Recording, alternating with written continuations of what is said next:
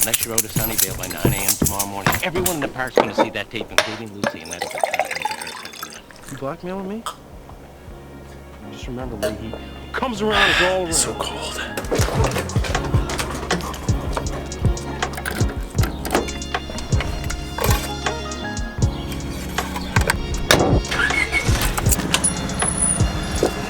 Now, before I even say a single thing in this video about photography, I want to offer a disclaimer. I am a noob. I know nothing about photography. I took one photography class in my entire time in college, and it was history of photography. Not even like how to take freaking cool photos or anything. So as you watch this video, just know that I am a complete noob. I'm kind of just getting into this, to be honest, but I've recently created some pretty cool photos. Feel free to check out my Instagram if you'd like to see them. They'll all be on there. It'll be @boosted_John. So with that being said, all you guys that are like professional photographers, this isn't for you. Still feel free to watch, obviously, if you want to see if I give bad advice. I definitely like feedback down in the comments. But also, I'm not really giving advice in this video. This is more just showing you guys how I do it, how I take the photos, how I find a location, how I edit the photos. It's just how I do it for Instagram. Now, the very first step to taking a good car photo is having a clean car, which brings us to the car wash. So now that you have a clean car, you have to find a location. You have to find a spot that you think looks cool, usually something with a background that contrasts the vehicle, or just like an interesting background, whatever you think. Usually like a neighborhood isn't gonna be that. There's just houses in the background. No one cares about houses in the background. Something that you think like fits and complements the car. Now this is probably the hardest part, at least for me. I live in a very suburban area, so like it's basically just houses and buildings. So I usually just drive. I just like pick a road and I kind of just go a direction that I've never really gone before. Fortunately, I have GPS on my phone, so if I get lost, I can always GPS my way out of it, but I just kind of drive. So with that being said, I'm gonna try to find a location.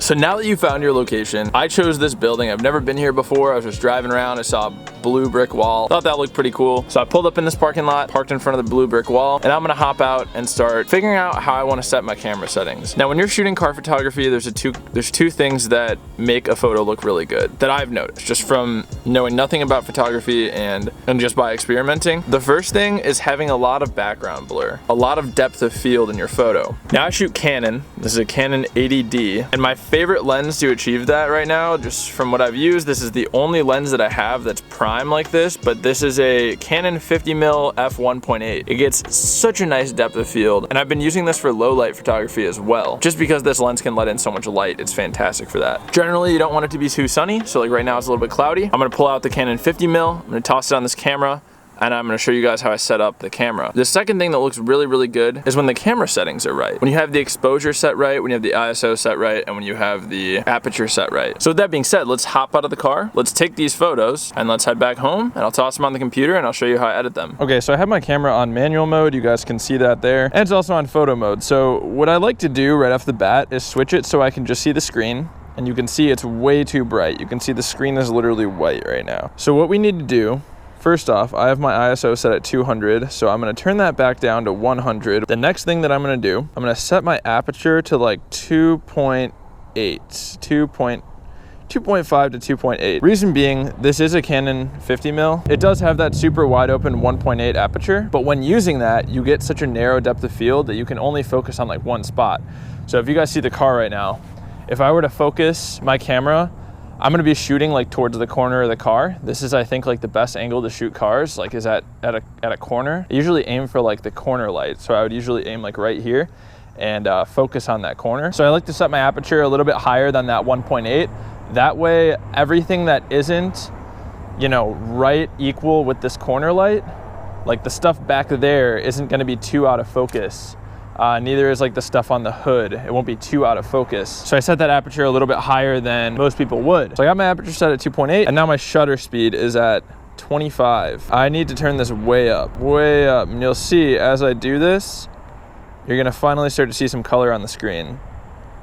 And I basically just start to do this until it looks how I want it to. But basically I'm just looking for lighting that is slightly more dim and a little bit darker than what is true to life. Either way, I still take some like extra bright photos and some extra dark photos just so that I have like a spectrum from like light to dark, and I can pick which photo I think is gonna look best after it's edited. So that being said, I also don't shoot these in landscape mode. The only time I shoot landscape mode is when I'm shooting for a thumbnail photo. Otherwise, I like to shoot portrait. This is closer to the Instagram aspect ratio. This is gonna force me to have to get pretty far away from the car to be able to fit it in the frame. With that being said, I'm gonna get these photos and we'll head back to the lair and edit them.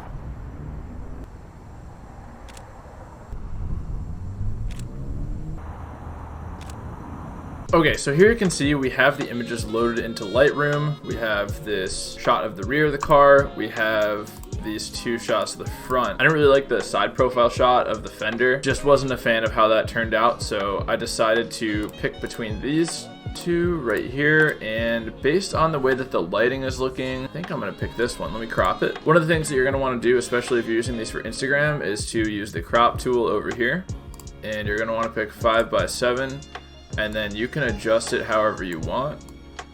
I'm gonna put it right there. See how that looks. And then just to get away from this crop screen, you would just go over here. Okay, so it looks pretty good in my opinion. I'm pretty happy with that. I think I'm gonna stick with this image and not use this image. So the first thing that I do before I start changing any lighting, any color, anything like that, is I find all the imperfections in the image that I don't like. So I'm gonna zoom in over here and you can see I have these scratches on the bumper. I don't like these license plate mounting holes. These are things that, since I have Lightroom as a tool and I'm posting to Instagram, I do like to correct these flaws. So what I do to do that is I come over here and I go to the healing brush. Clone is a setting, and heal, I don't exactly know the difference between the two. I just like to take clone and I'll go over a single strip at a time. It doesn't work very well if I were to go like this. That's not really, it's gonna, yeah, see, just it's super whack. So I do small areas at a time. This one didn't look good. Let's try heal. Sometimes if it doesn't look right, I just switch to the other one and it turns out perfect. Now you can see, like up close, you can kind of tell that changes have been made, but when I go back and zoom out, it looks flawless. It's perfect. So once you have your image cropped and you have all your imperfections dealt with, you don't have to correct the imperfections if you don't want to. I just choose to. In my images, I think that it's super easy and it makes the image look so much better. So then I come down to the light, and I have to give a lot of credit to another YouTuber that I saw doing this. I use a very similar style to his. I watched his video, I liked his results, and I've kind of been using something similar, but I have been adapting it in my own ways. I have to give credit to a YouTuber named ESG. This is him right here. This is his channel. He takes some pretty cool car photos. Check this out. Pretty dope. So he kind of showed me how to do this just by watching this video. If you want to check it out, I'll have the link to it in the description. Anyway, here we go. Come down here to the point curve, and I like to drag this up a little bit. Notice the image gets a little bit hazy. You can see like how much it changes, but I like to drag it up just a little bit, just until my eye can notice it changing. Then I come over here generally to this intersection of the grid, and I pull that down a little bit. Sometimes I'll kind of adjust like where I have the point on this curve, but I start at the corner at the intersection and I drag down, and then I kind of go like vertical position of it a little bit too, just until I'm happy with it. Then I come up here like to where this quadrant is, and I usually drag this up here, and that is gonna look sick. So what I'm going for right now is I'm trying to make the shadows darker, like over here, and I'm trying to make the highlights like super crisp. So the headlights are super crisp. The hood is gonna look so nice when I'm done with this. This is a solid image. Now that that's done, come over here, take the exposure down, and I kind of take it down until it starts to look ugly, and then contrast up until it starts to look really ugly. This image right now does not look good, but you'll notice these highlights look super reflective and the paint just looks super crisp. Now watch this. I'm gonna go over here to shadows, and I'm gonna bring the shadows up quite a bit, and the blacks. Shadows could probably come up a little bit. Oh, damn. Oh, yeah. And look at all this reflection in the side of the car. Oh man, that's a cool image. So basically I like to play with shadows and blacks until the entire car looks to be the same color. Notice that if this is low, the hood looks a little bit more orange and the rest of the body of the car looks a little bit more like purpley pink-ish. And I just bring it up until they look as close as possible without making anything too bright. Now we are gonna fix some of the color issues once we move on to the color adjustment. We're not quite done here at the light adjustment. Play with highlights a little bit, just see if, ooh yeah, turning up the highlights a little bit looks pretty dope. And then whites, we can play with that a little bit too. Anyway, let's move on to color. Then if you turn the vibrance down, you're gonna notice all the color goes away in the image. And then what you do is bring the saturation up, and notice like the background kind of comes up, not quite to where it was, you know, the background was nice and vibrant, but you bring that down, and then when you turn the saturation up, it just kind of turns the saturation up on the subject, which is the car, which is really awesome because you don't really want people to be too focused on the background. You want people to see the car or like the subject instantly, not like the environment. The background is purely there for an aesthetic, like a vibe, like what you're trying to sell in the image. At least for me, like again, I'm giving you my perspective, just how I do it, the thought process that I go through when I'm editing these. So now in doing this, you can see that the car again is a little bit out of whack with its colors. So what I do is I come down here to the color mixer, go to red, the car is red, so I want to adjust reds in the image, and I'll adjust the hue so that I can make it a little bit more orange-like, because I know that's how it is in real life, and then even a little bit extra orange than normal, and then I'll turn the saturation up a little bit more, and that's like perfect. I can play with the luminance, but usually making adjustments to luminance makes the image look photoshopped and makes look at the car like looks like it's not even supposed to be there. If I do that, it's whack. Another thing that you can do is there are no pinks in this image really. There shouldn't be any pinks. The only thing that's pink in this whole entire image is where the car has pink hues because of my color adjustments. So what I would do is I go to pink over here and I want to make that as red as possible. So I'll just turn that all the way red pretty much, and even bring the saturation down a tad and luminance up.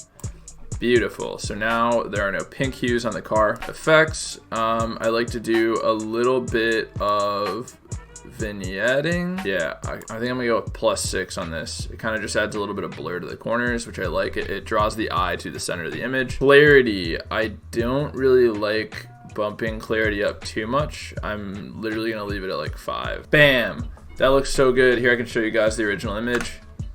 That's what, ah, wow, that's crazy. That's what we started with right there. You can see all these scuffs, all this, you know, yuckiness. It's just so flat and bam. Yeah, that looks so much better. That's so cool. I love Lightroom, man. It's such a cool freaking thing. So guys, that is how I edit images for Instagram. If you guys have any advice, any comments, any questions, please feel free to leave them in the comments down below. Like I said, a huge shout out to ESG for making that tutorial. And I've had a lot of fun making my own tutorial showing you guys how I do it. With that being said, I hope you guys enjoyed this video. If you like this video, please click that thumbs up. Also, if you like this video, please click that subscribe button. And as I always say, boys, remember to plan, commit, execute, and attain your goals. Bye.